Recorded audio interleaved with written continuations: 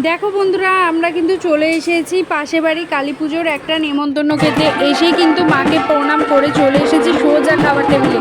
আর খাবার টেবিলে বসতেই দিয়ে দিয়েছে গরম গরম ভাত, ভেজ ডাল আর সঙ্গে গরম গরম ঘুগনি। আর এটা খেতে কিন্তু দারুণ লাগছিল। তারপরেই দিয়ে দিয়েছে দেখো পটলের দোরমা। আর পটলের দোরমা খেতে কিন্তু আমার খুব ভালো লাগে দেখে আমি দুটো নিয়ে নিয়েছি। আর লেবু দিয়ে মেখে খেতে তো দারুণ লাগছিল এটা।